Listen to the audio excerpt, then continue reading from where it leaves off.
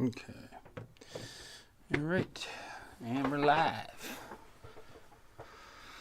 Got a little messy desk here.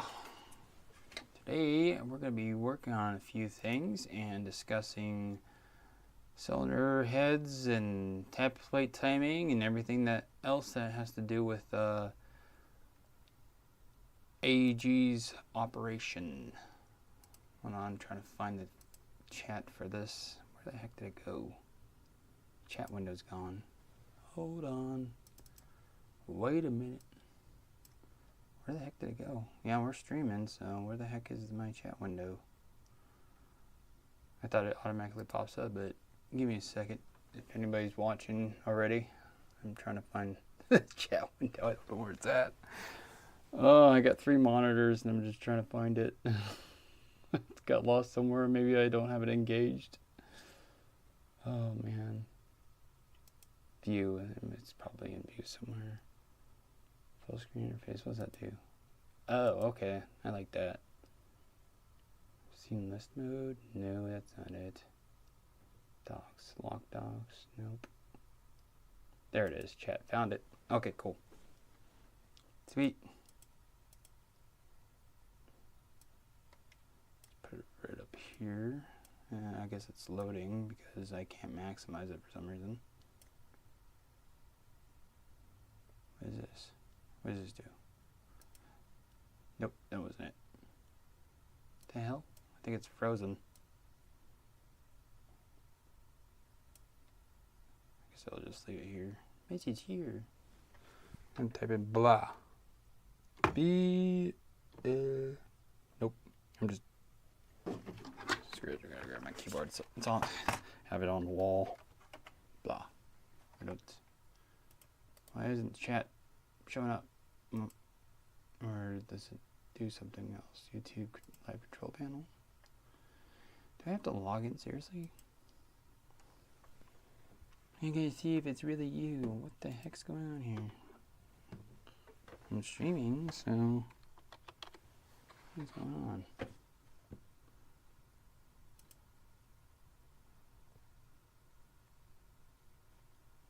To get started, click on the button below. Okay.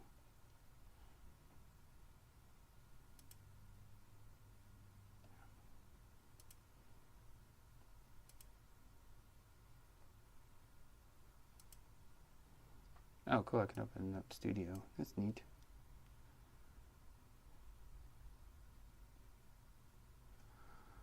All right. That's weird. I had to open up YouTube Studio to see everybody's chat. I'm sorry, guys. I'm now able to see chat. Campo, Will, Zub, and Chris Van Meter. How's it going, man? Welcome, guys. So I was talking to Chris Van Meter on Discord, and I was telling him about the the EPS cylinder head and how it locks onto the gearbox. And I'm trying to find it at the moment. But in each packaging of EPS cylinder heads, they have little set screws that are in there in a separate little baggie. So I'll go grab one here in a second, but I'm going to use this one for demonstration purposes because I do have a gearbox I can set it in. For the longest time, I didn't know what those set screws were for, let alone these little holes on the front of the cylinder head. So now I know. I learned about this about a month ago. And boy, do I feel silly.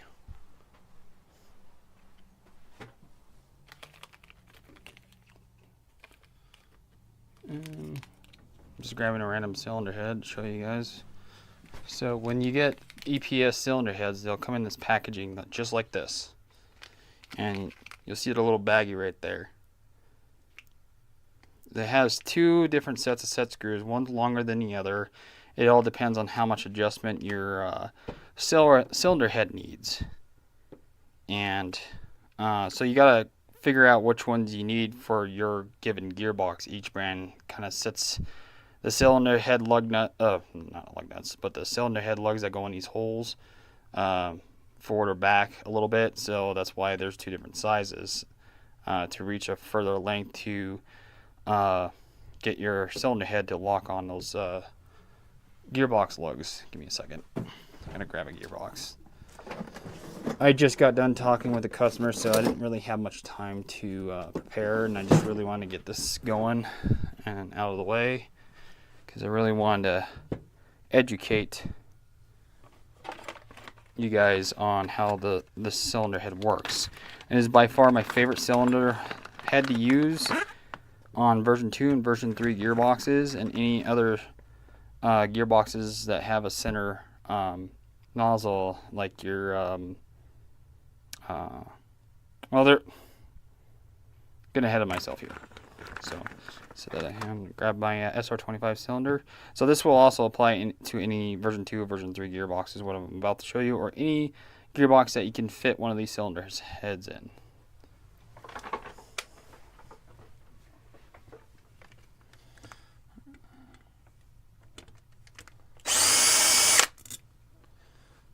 Weird. My bit rate is low. Are you guys having, how's the connection? Is there any glitching, or is the stream okay?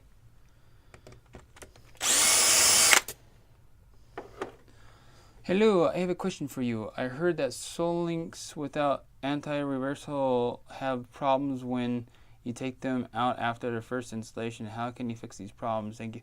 So I think I know what that is, what you're talking about. And it's due to overspins. I'm trying to figure out how I want to explain this. So because you're not using an anti-reversal latch and you're using a unidirectional bearing, let's say my finger right here is the motor. No matter how far you turn it, it's always going to lock on that exact same spot, which means that when your sector gear is turning and stops, and let's say it's still got the piston pulled back just barely, when you pull that motor out, it's going to let go of those gears, and that sector gear is going to spin back really fast and hit the back of that piston and damage it. So you got to figure out the amount of pre-cocking or active braking. It varies from replica to replica, so it's something that you got to figure out through trial and error. But that's the problem. The gear, as soon as you pull that motor out, your gear is spinning backwards and hitting the tappet plate fin and the back of the piston. You got to figure out a way to have that piston all the way forward when you go to pull that motor out, so that doesn't happen.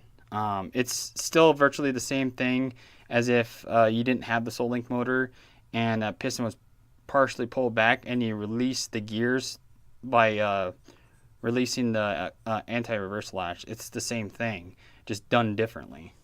If that makes any sense. I hope that answers your question, Chad. So in an SR25 platform, I've had that happen, and the way I fixed that is the electronic trigger unit I was using, I just applied just enough, the right amount of pre-cocking where I know the piston was almost all the way forward at the very least, so the amount of backspin the motors will have when I pull the motor out is very minimal, if at all any. So that's something you can try. It's super quiet. Oh, it's probably because I don't have it close to my face. How's it going, Will? I'm doing all right. So anyways, so let's say I got the cylinder head out, and it's now this guy. This is also an EPS cylinder head. This applies to all their cylinder heads. You're going to take your set screws that are with your, that came with your cylinder head, and I actually have some separate set screws. I don't need to use those because I don't want to open up the packaging. And I have them right here, so I'll grab the start with the silver ones. And for demonstration purposes, normally I would put, let's zoom in for you guys. I'd normally put Loctite in here first in these threads. So let's pretend that I put some Loctite in there. Then I grab a 1.3 millimeter Allen, because that's the size of these little set screws. You start with 1. Oh wait, never mind. It's 1.5. Sorry. Sorry for the information. False advertisement. Excuse me.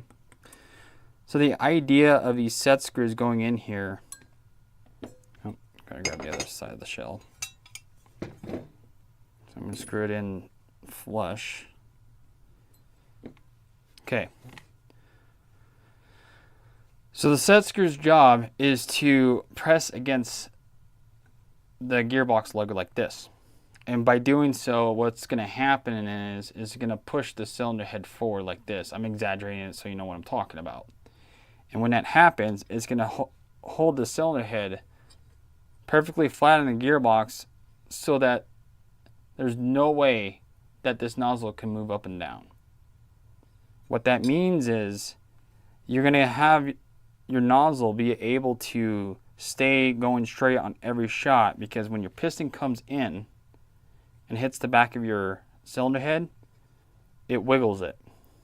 That little bit of wiggle will affect the positioning of your nozzle touching your bucking, and will change your FPS ever so slightly. So when you watch my SR25 videos and wonder why or how my FPS is so consistent, is because my cylinder heads and my nozzles tapping. Well, this is part of many things.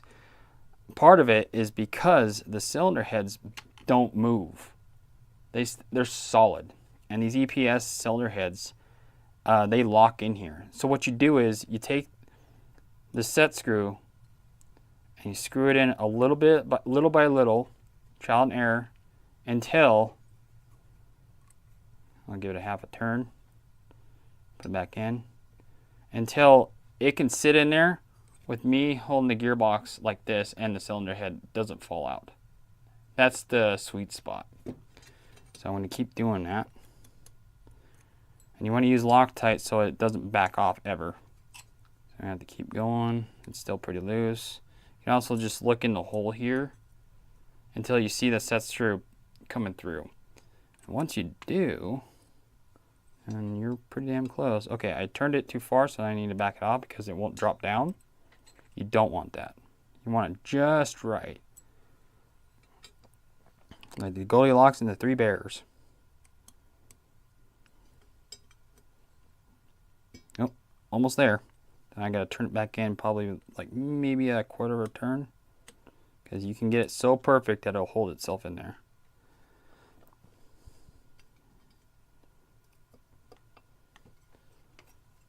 There you go. That's what you want. You see how it's holding itself in there? It's barely gripping onto that lug. And that's going to keep it flat up against the gearbox. Because check this out. Without the cylinder, I can't move the nozzle up and down. If we had the cylinder, you can even do it with the cylinder on. It'll help keep it aligned. But start off without using the cylinder so you can find that sweet spot easier. But you see, she ain't moving. I'm gonna read some chat real quick. What if you use Solink motor in conjunction with an anti-reversal latch to prevent that problem? You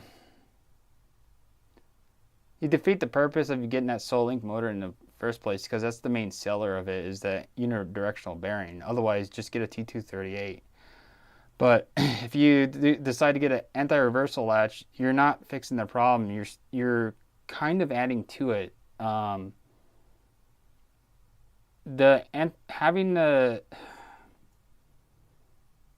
You basically to not have to worry about that at all. You'd have the main problem is having that piston all the way forward, so the gears don't spin backwards when you pull the motor out, or release the gears through the anti-reversal latch. So it doesn't matter either way. If that piston's back, whether you have an anti-reversal latch or not, or using the Solink motor, Solink motor or not, it's still going to let the gear spin backwards. the further back that piston goes, the harder that they're going to backspin. So if you minimize how far back it goes, by the time you release it, pull that motor out or release the anti-reversal latch, doesn't matter either way because they both do the same thing. You won't damage anything. You just keep it at a minimum. I would say, and it also depends on your spring strength. So if like it's an M80 or M90 and the piston's barely struck back, you have nothing to worry about. There's not going to be any damage. However, if it's like an M150, like in the DSG or something, and you see that piston this far back when you go to pull that motor out, yep, you're going to break something. I would manually adjust on the electron triggering or whatever you're using to get that piston to come forward more. Shoot it again until that piston's further forward. If it's still not, try a different battery that's weaker so that it doesn't overspin as much. You just got to keep trying. The goal is to make sure that piston is all the way forward as much as possible before you go to release your gears, rather through anti-reversal latch or the Solink motor. It doesn't matter either way. So Will says, love the EPS wide fit cylinder heads, especially for stability. Just wish the pad piston strike face design was different, but the pros far outweigh the nitpicking. Well, you can actually order them without the pads and just put your favorite kind of pad on there. You can do what I do. You can put your cylinder head on a screw gun and sand down this thing to shape it to a silent piston head if you want, or whatever. There's room for adjustability. You just gotta get a little creative, if that's what you mean. Let me know if I got it right or not. Why will the Quantum 4 bucking work in my RPK but not the Maple Leaf Super Macaron? Try different Hopup units and nozzle lengths. What else could I try? It could be just the type of rubber that they use. The bucking lips design. The thing that's different with Maple Leaf versus, let's see, Maple Leaf versus normal buckings is, let me show you. I gotta turn this guy inside out, but I'm just gonna show you with the pick. So inside here, there is more distance from here to here for the face of the barrel to enter the bucking and stop. It's thicker on Maple Leaf, so that means when you put this bucking with a barrel inside any Hopup, the barrel is going to sit further back, which is when you go to put your C-clip on your Hopup, it's going to want to push that barrel into the bucking. So, and when a bucking gets pushed really hard into a Hopup, what happens is that these bucking lips squeeze harder. So what ends up happening is you get jammed because these BBs are getting so pushed in so hard that it's going to misfeed, it's going to shoot like crap. It might be just enough in your RPK that it's doing that. So it's better to use a different bucking, or another thing you can do is take the barrel and take the front of it and trim the front of it down by 1 millimeter and then try it again. A quick way to check this, if you need to do that, is have your bucking in the Hopup, all secured and everything like it's together. Take a BB. Let's say this bucking is, sorry, it's not in the camera. Say this bucking's in the chamber and everything. You're going to drop it straight down onto the bucking, and then you're going to take something, it doesn't matter what, to push that BB through, and you're going to feel how much resistance it takes to push it through. If it takes a lot of force and you feel it do that, you need to trim your barrel for the Maple Leaf. You literally got to modify your barrel to be compatible with the bucking and your Hopup. Max Hopups, you don't need to worry about this because Max Hopups are literally designed for these in mind. So if you use any other buckings, the gun will shoot like shit because they compensate for that extra spacing that are on these Maple Leaf buckings, if that makes any sense. So just keep using what works as far as that goes on your RPK. Do you really need the bearing from the piston head? I personally like using the bearings in the piston head because it helps the spring, hold on. It helps the spring compress and rotate like this, and it's less likely to vibrate. Because when that piston release, it's gonna basically hop, and that's when doing you get that twing. You mentioned that I would need to trim the tappet plate fin. Could you explain that a little bit more? Of course, I will here in just a moment. On the Solink motor and anti-reversal latch, wouldn't taking out the spring first also solve the problem? Yes, definitely, Lori. You're exactly right. Some airsoft guns, you don't have that option, unfortunately. For example, Crytek gearboxes, you have to remove the grip. If you're using a Solink motor, you have to remove the grip to get the gearbox out to release the spring out. But if you have like something like a Spectrum Arms or a Double Eagle where you can just take off the stock and take it out the back of the receiver, yes, definitely do that first. Then you don't have to worry about that at all if you go to take it apart. But as everything I explained earlier, to mitigate the issue, if you go to take it apart, if that is not an option, then try that. Hey, Prime Tech. Good to see you, buddy. GNG Green Gang, rise up. Bro, that is old school tech. We don't talk about old school tech in this channel here. No, I'm just kidding. But yeah, GNG Greens are a good choice. So is Prometheus Purples. I don't know if they're still good anymore. I stopped using GNG Green Prometheus buckings altogether as soon as I learned how to adapt Maple Leaf to any airsoft gun, no matter the Hopup. Simply because their design with their Hopup patch is by far the best thing that's comparable to a flat hop, if not better, in terms of longevity, reliability wise goes. They last a very long time and they do great. I've had another bucking brand, Bugatti, who basically copied and pasted what Maple Leaf did, but they changed a few things, tolerances that is.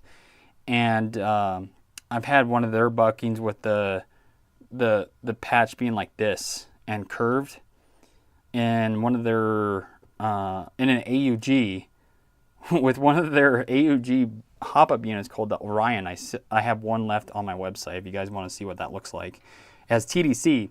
But anyways, I made a Crythera HPA build out of it, and the user, him and I worked together to get that thing perfectly sighted in. He used a 4.5 zoom scope to sight in at a target at 250 feet away, and we were getting groupings literally a foot wide. Right here. Yeah. The groupings were, I shit you not. This is a measuring stick right here. So the groupings were this wide at 250 feet away in a straight line. He was using 48 gram BBs shooting at 2.4 joules to get that. And that bucking did that with the Edgy brass 601 by 509 millimeter barrel. So if you guys want to copy and paste and try it yourself, go for it. So anyways, for all of my cold weather guys, GNG Greens are the go-to bucking back in the early 2010s. 100% Cade, man. 100%. Been a real fan of Bugatti. Yeah, Prime Tech knows. Prime Tech knows all about the Bugatti, huh, bud? The real best hop is one that suits your specific build and specific choice of parts. Amen. Well, 100%. Wow, that is a great comment. Oh, man. that hit me down in the soul, bro. Great comment. I like that. That is super good. Just got a couple of the AM LC buckings, so gotta check those out. Oh yeah, Airsoft Mutation. I have their prototypes right here. Haven't been able to try them out yet. This is their very first prototype, and it's got some. This is where they just started coming out with these, and they're trying out their buckings.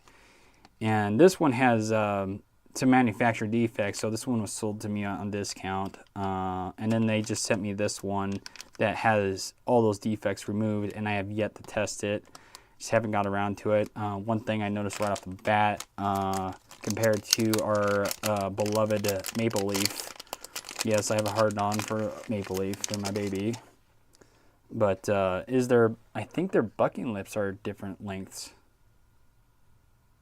Yep. So it's shorter, which in most platforms that's nice because Maple Leaf's bucking lips extend into the BB feed hole too much to where the BBs will hit the lip and in some cases curl it. So you end up having to sand down the bucking lips on these Maple Leafs to prevent that from happening. And this is shouldn't be an issue with the Airsoft Mutations bucking. And they have the similar patch, but they went the more RHOP route patch. And I'm curious to see how theirs work because I don't like the Bugatti's or Maple Leaf's version of it, RHOP-like patch, because I get way better accuracy with their chevron style. And I think that's because, and this is my own little theory, you can have your own little theories or not whatnot, but take it with what you will. But I think the reason why the RHOP patch isn't as accurate as the ones that are like the chevron style is because it's not inhibited by let's see, I grab a barrel. It's not blocked by these parts of the barrel where the walls of the barrel, this part and this part. So the patch on those chevron style ones, they come straight down and not impeded by these guys. And when you use these RHOP style ones, they deform. So that little curve that copies the bore of the barrel, I think what happens is it goes like this. It bends down like this and just becomes a nipple-like feature that's better than what's in stock airsoft guns, and which leads to inconsistent hops, so the BBs can hit to one side or another. Even if you use a flat hop patch, I've tried flat hop patches. I've tried the Omega nubs that have the same curvature. I made sure that everything was aligned perfectly, and I always get a better result doing the same exact thing with a bucking that has the chevron or Maple Leaf style nub. Because like I said, when your hop-up window is wide enough and open enough to enter the barrel without touching anything, and it's coming down and being supported by a top-down center hop-up, it always shoots more accurately, in my opinion. And like I said, that grouping was achieved on a bucking with that style. It wasn't even R-hop. It was a freaking patch that looked like a diamond that was curved. So it had more consistent hop on one side of the B versus the other. It was more centered. So that's just my preference. I've had my fair share of experience of even professionally installed R-hop patches that were 7 millimeters long. So these are typically about 5 millimeters. Mine was 7 millimeters on a barrel that was leapt 5,000 times. And I had a Maple Leaf bucking in a Edgy barrel with that chevron to compare, and the Edgy barrel with the Maple Leaf style one shot a tighter grouping at 125 feet versus the R-hop one, which blew my mind. But at 125 feet, the the grouping difference was so small that you would not see that visually. You would have to see it on the paper target, and that's how I checked. So I shot at a paper target, and the groupings were tighter with the freaking Maple Leaf versus the R-Hop. So the next evolution of Hopup would be more focused on lip tension and BB placement. Some fairly getting the gist. AMs being one of making it a reality. One thing I'd love to test with AM is the Silent Industries Hopup. I have yet to check out one of those Silent Industries Hopups, because one thing I noticed, read up about their Hopups, is that everything's adjustable on that damn thing. Everything, from my opinion. You can even adjust how tight the Hopup supports the bucking lips. So if you have issues with how tight the bucking lips grabs around the BB, you can change out that part that affects that. You can change the chamfer so that it doesn't grip it as hard. And you can have it done in the right Goldilocks zone. So I really want to test that. But the thing is, I just don't have the time currently, or the money, to buy myself one of those or ask them for a sample. So later down the road, I do plan on doing it and trying it myself, but it's not going to be for a while. Is the IR Hop officially dead now? I wouldn't say so, because people still stand by it. So I think it's going to stay around for a while, just because of other people's experiences. I got ones that are in the test tube packaging, which is either the main release or the batch that has all the defects worked out. Yeah, that's what this one's supposed to be. All the defects worked out. This one has all the defects in it. They sent me that one because I can't remember our discussion, but I talked to the two guys that run Airsoft Mutation all the time. I've even been talking to them about the minigun I'm building. They've been helping me sort out some issues I've been having with it in terms of compression and trying to get the joules to 1.9 on that damn thing. Wait till you guys see that video. It's in editing right now, so it's probably gonna be coming out in the next 2 weeks, because I told my editor, I was like, man, I really need this video out in 2 weeks. So can it be done? So we'll see. He's supposed to be starting on it by today. So sometime this weekend he's supposed to start on it. Then I don't know how long it's going to take him, but I'm excited to get it out, because I think you guys are going to really like it, because that thing, although I don't want to spoil it. Never mind. You'll just have to see. Seems like wire bars with heavy BBs and some newer buckings are outperforming ER hops now. I have to test that, because the whiteboard doesn't make sense to me. I mean, if you're trying to aim for accuracy at a certain range, it depends. Because when you go to whiteboard, the problem you run into that is that you now need to compensate with more air volume to get the joules you're looking for to reach a certain range. God, it's so complicated. There's a lot to that. Because that's the first thought that comes to mind, is air volume ratio. And then once your air volume ratio, how many joules are you trying to get? And with that amount of joules, how much range are you going to get? Because joules, I feel like that meme with all the math symbols going past my head is happening right now. I helped with Silent Industries testing. Honestly, if parts choice is difficult, it's a complete game changer, bro. Really? How'd you work with? Tell me a little bit about that, Will. I'm intrigued with what you said. Are Crazy Jet barrels worth the hype? I have a APO1 that I'm building right now, and I've got to the point where I've tested it with 3 2s, and I turned it into an SMG, and I have a how long is it? Oh wait, no, that was a different barrel. Never mind, that wasn't a Crazy Jet, so never mind, scratch that. Yep, no spoilers, Prime Tech. God, I hate the delay in streams.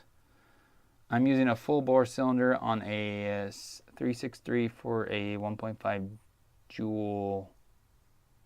I'm 398 with 2s. Okay, so what barrel are you using? I mean, so it's a 363 in length, but what's the bore? And what spring are you using? Because the spring rate, barrel volume, cylinder volume will tell me how efficient that system is.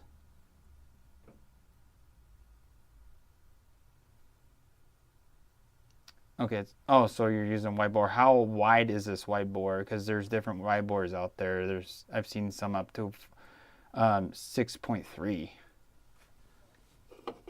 Actually higher than that. I can't remember. I just remember seeing a number higher than that.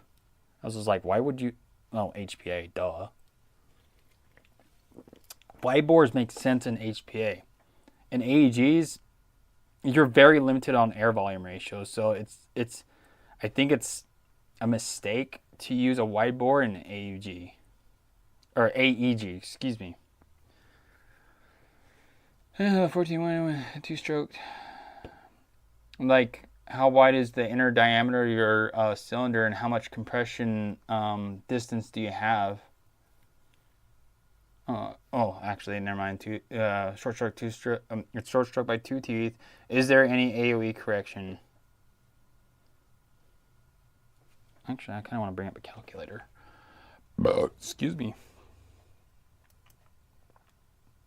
So I'm curious of the air volume ratio.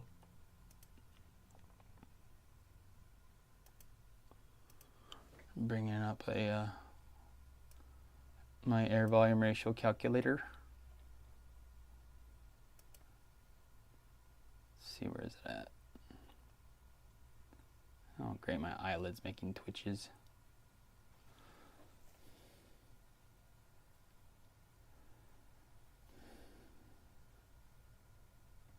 There it is, compression volume calculator. I was looking for it. Gosh darn it, I hate how sensitive my mouse is sometimes, because if I move it too far off of the link that I'm trying to click on, it just closes everything. It drives me nuts. So the thing that I would need to know is your cylinder diameter in millimeters and the length of compression in millimeters. And then your inner barrels, well, you already told me what your inner barrel specs are. Because what I'm trying to find out is what your compression ratio is.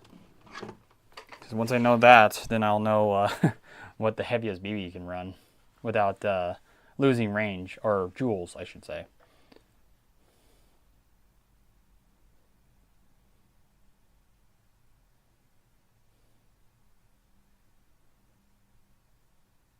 It's been tuned into a thesis statement for you.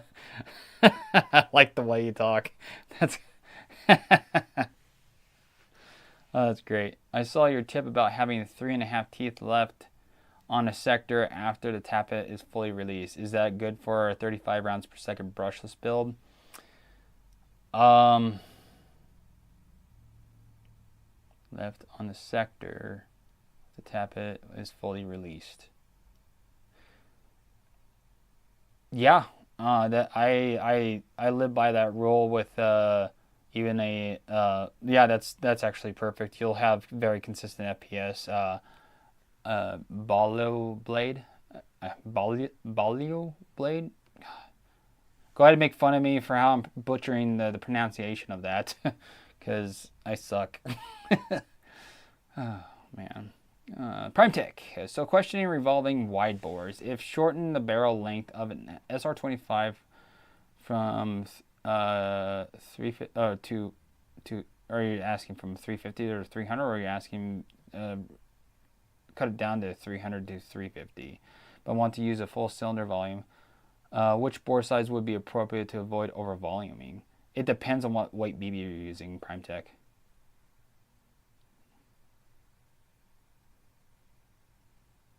I give up. How about I'll just call you Bula. Bula. Bula! Or Bula Staru. Staru? Bula Staru Bula. Thank you very much. I'll be here all night. But it's retro arm CNC full bore. You only run 2/8. Okay, that makes sense. Don't try to run 4.0s. You'll lose all the freaking joules in the world, dude, with that wide bore. In order to get the FPS you're getting with 2.8s, what spring are you even using? Because, man, you know, I gotta try that out for funsies to see it in action. But air volume ratio wise, I'm gonna just go with a Crytek that I worked on, because Cryteks are pretty TM specs, so it's pretty universal in my opinion. As far as the cylinder goes, the diameter, if you guys want to follow along, I'll give you the link to the calculator that I'm using. Give me a second. How long is that barrel again? You said 363? So that's the calculator I'm using to figure out air volume ratio. If you guys want to follow along. Give me a second. I'm trying to click back to that damn... As soon as I pasted it in the chat, it was like, hey, guess what? You don't get to see it no more. I'm like, what? Where'd the... Oh, there it is. No, that's my FPS. What the heck happened to it? I gotta bring it up again. Give me a second, guys. All right. So, under cylinder, we're gonna type in 23.93 for the diameter of the cylinder that I put in this Crytek. And if you guys, and this is the Crytek I did as a DMR build in my channel. So if you've watched that video, these are the actual numbers that I used to figure out the air volume ratio to shoot 4.0 gram BBs. And to keep it at 1.5 joules when I went to the 4.0s. And in the barrel, it was a 603 in diameter, and I confirmed it with my, it was a Prometheus barrel 603. And I confirmed it with a high precision bore gauge, so it definitely was a 603. I measured on both ends. Let's see, and the barrel was 365. On paper, I said it says, wait, what? Huh. I don't know why, but on my note, I wrote down 2.63 for the air volume ratio for 4.0 gram BBs. Oh no, I wrote that down for what the volume you need to get in order to shoot 4.0s effectively without losing joules. So, like for example, what you don't want is, let's say the Crytek is shooting at 1.5 joules with 2s. If you don't hit that ratio of 2.63, and let's say it's like a 2, and you went to 4.0s, your joules should drop to like 1.3, which means you would lose range and effectiveness of shooting said 4.0s. But anyways, the calculator says it's 2.34, and my reference guide that I used to find out what joules I should do for what barrel length, I'll post the link in the chat here in a second. I just gotta bring it up first. Let's see. So open in tab. There we go. So this is an article, guys, and feel free to check it out. This is a great read. You guys can read about it. What it covers is air volume ratio and how the important it is and how it works, and it even has a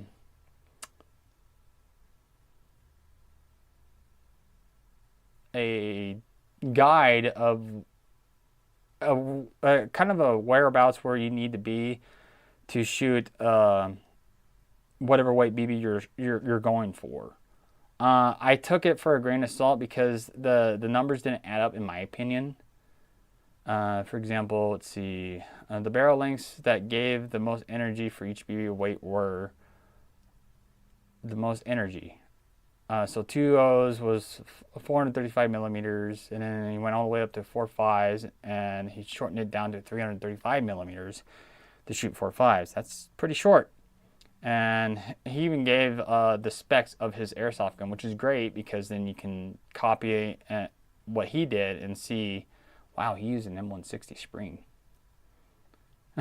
Yeah, he's building a damn DMR for sure. an Action Army 550 millimeter barrel, and I'm willing to bet he cut it down to length to reach those ratios. But you'll see, if you're not seeing the rest of the article, make sure to click on read more, and then you scroll down to here are the specs up for a full cylinder, and it lists out the sizing and how to do the math and what to look for, etc., etc. And then just below that, you'll see the cylinder ratios. This is his findings. What ratio got him the most joules with the what weight BBs? And as you can see, it gets pretty complex. So I use that calculator to get those ratios.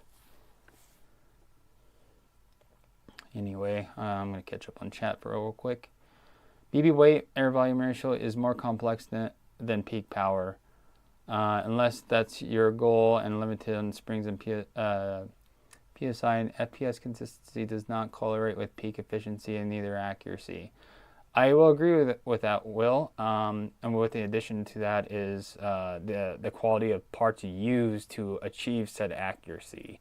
For example, if you use a SEMA rotary Hopup versus a Max Hopup, for example, or Silent Industries for this matter, one Hopup is going to create more accuracy versus the other. So it isn't just in your air volume ratio. It also depends on the quality of parts you use.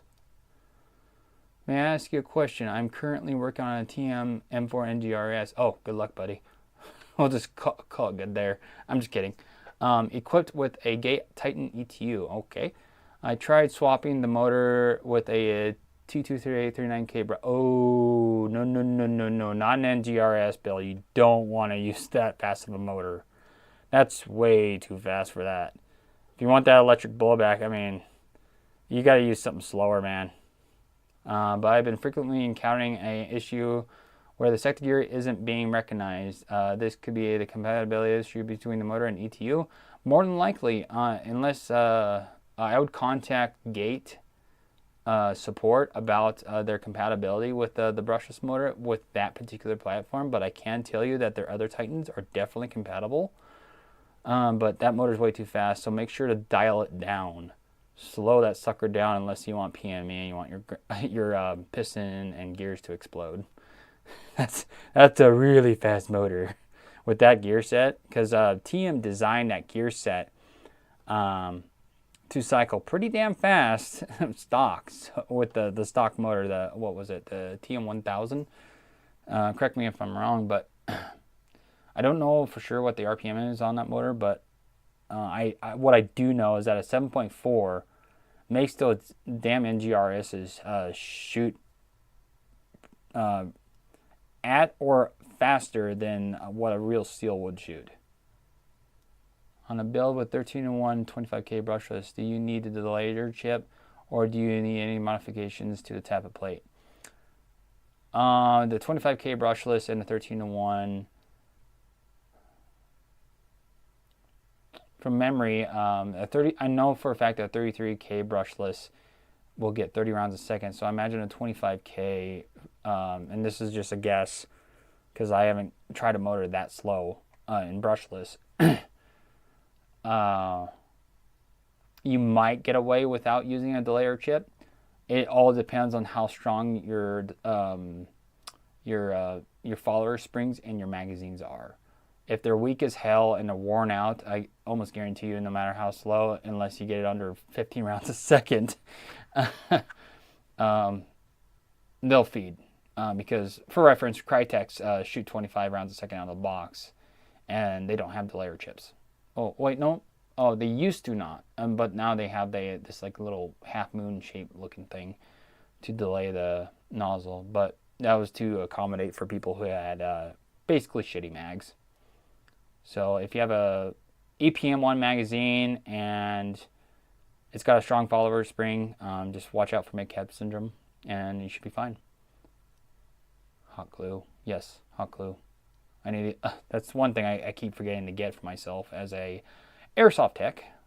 Is my screen blurry? What the fuck? I'm just looking on the stream.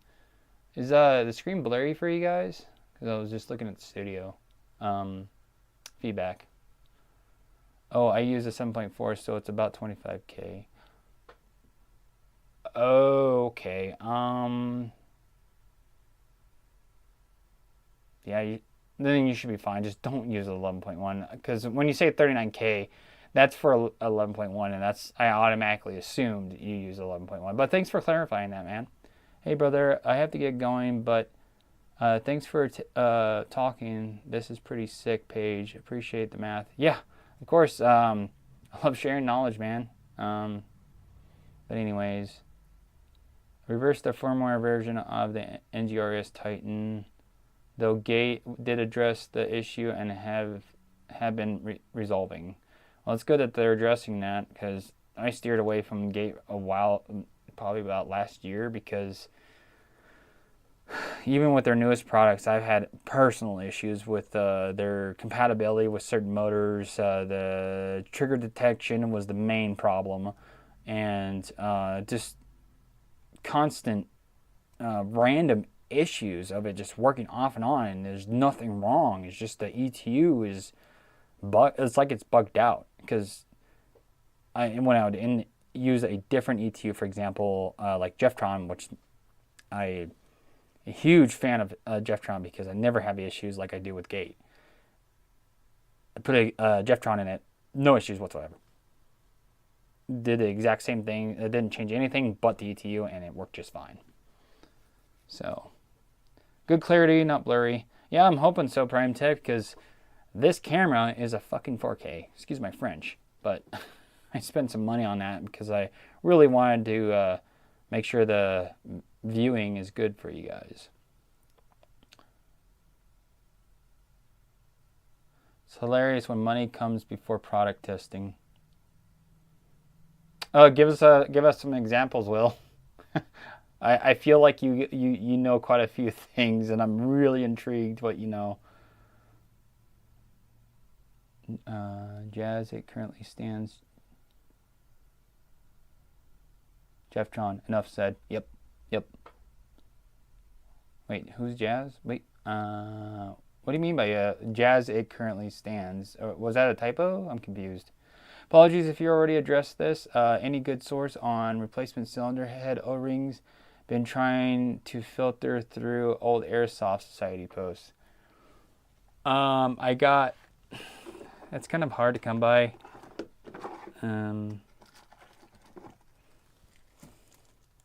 Tried these ones, and these were a bust, because I quickly found out that when I bought these O-rings that said, oh, these are cylinder head O-rings.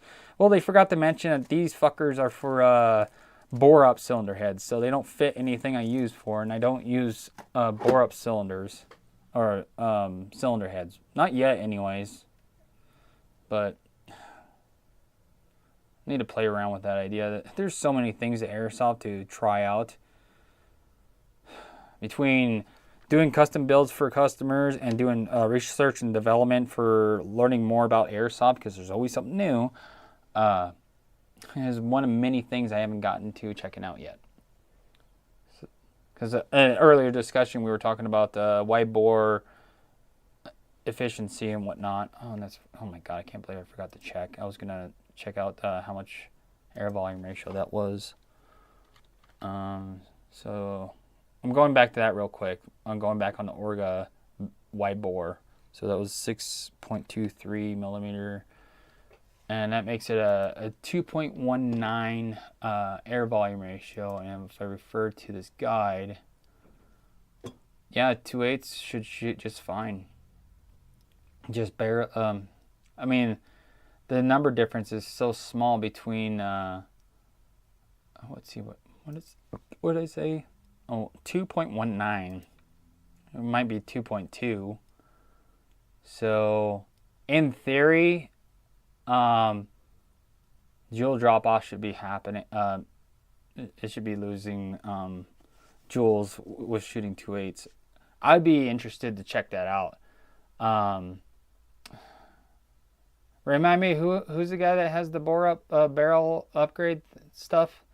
Because I wanted to ask you. Do me a favor if you can chrono it right now, because I'm curious.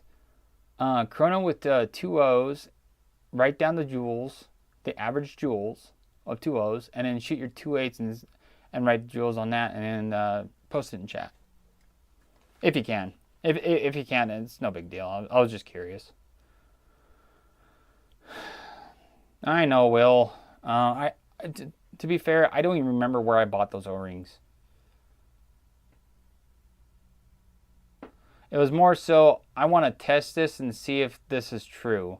And I was like, well, I bet the bullet for somebody else, and ADHD kicked in, and I was like, oh, I forgot to post about it.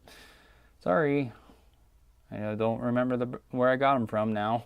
So get caught up with doing all sorts of stuff. Is there anything that you guys would want me to go over on the stream and demonstrate? Can you just buy regular plumber O-rings? Yeah, I actually have multiple kits of different sizes O-rings, and I'll try them just to get a better fitment. And it's worked. Oh, you, where are you at? Bola. Wait. Where? Hot glue. Why'd you bring up hot glue, Bola?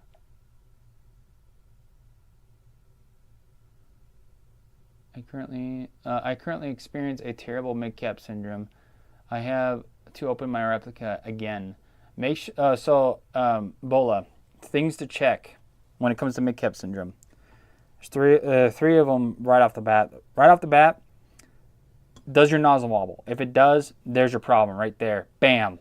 Nozzle wobble is one of the #1 culprits to mid-cap syndrome.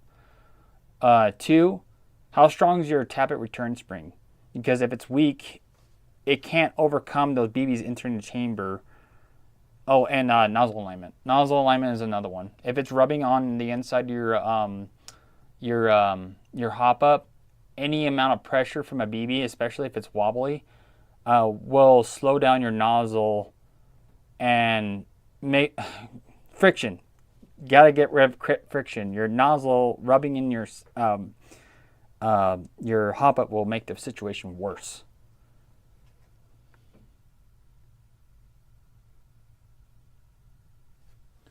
Generic plumber O-rings can work, but aren't optimal. Hey, Will, I'm curious. Are you in our Discord community? Have we talked before? I feel like we have. What gear sets plus spring to recommend for a 25K brushless motor? More exactly for a snappy trigger response and decent RPS. 13-1. And spring depends on. Well, first thing you gotta ask is, you gotta look at it the other way around. How much rounds per second do you want? And what amount of joules do you want? That will tell you what spring, what gear set, and what motor to get. And it also depends on your budget. So I'm assuming that you already have this motor. So the first thought that comes to mind, if you want decent RPS, which can mean virtually anything, because decent RPS means differently between person to person. So I'm assuming 25, 30 rounds a second. And you can easily get that with 13-1 gear ratio. But I would short stroke just to be on the safe side, at least 1 or 2 teeth. I've never played around with 25K brushless motors, so I can't tell you for sure. I've only messed around with 33K upwards to 46K. I don't go that low.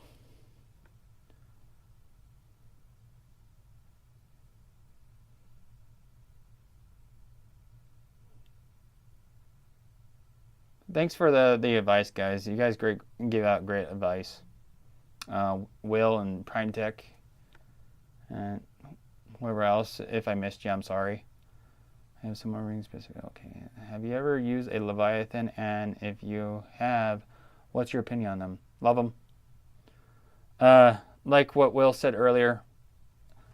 Jeftron, enough said. Jeftron has the least amount of issues aside from Payrun version 2 hybrids that I've ever ran into, and I've installed these hundreds of times. I personally use the very first Leviathan in my LMG that also used to be in my DMR. That thing is a whore. It's gone from multiple airsoft guns because I was like, oh, I want to change this up. I want to change that up. But I have the first gen Leviathan in my Stoner LMG that has seen hundreds of thousand rounds, and that still has the freaking original micro switches in it, and it still runs just fine.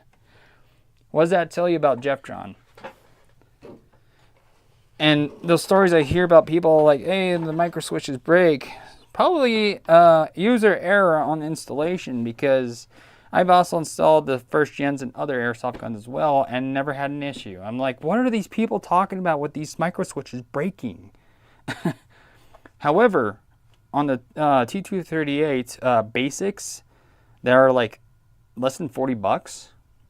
Great electronic trigger units though. I will say I have had one arrive in my hot little hands with let's see, what was it? The sector gear micro switch broken right out of the box. I didn't touch it. I just opened up, like, hey, that's broken. Literally just like that.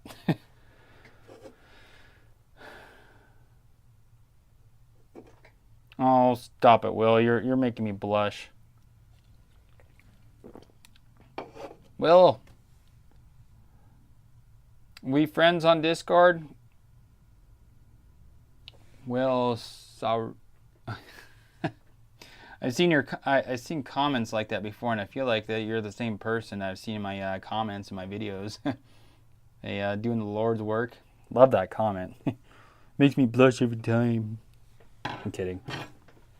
But anyways, I want to thank, let's see, what was his name again? I'm so bad with names, I'm sorry. He's on Discord as SB-VM. Oh, Chris Van Meter, for inspiring me to doing the stream today. It's been a blast so far. I love talking to you guys.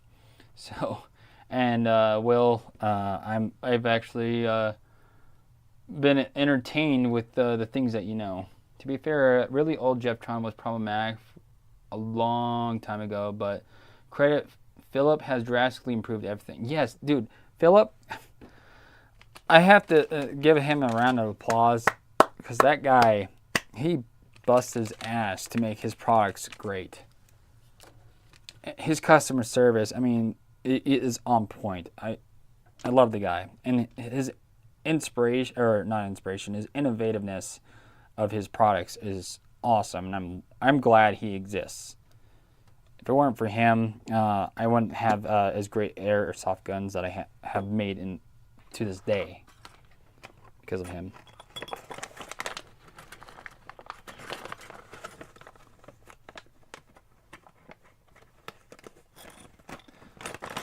Shoot me a message now so I know who you are, because I really want to know. It's bugging me now, because I know we've talked.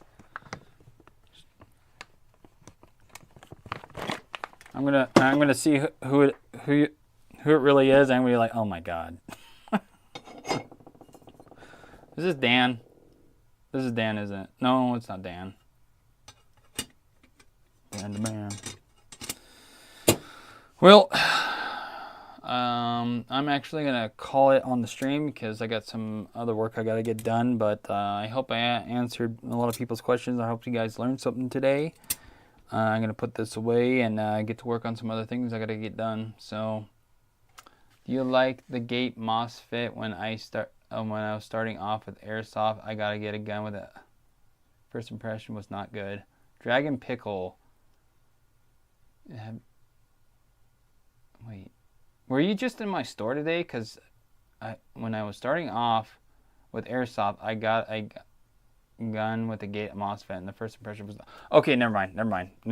I literally had a customer ask about a Gate Titan today, and I thought you were him. Never mind.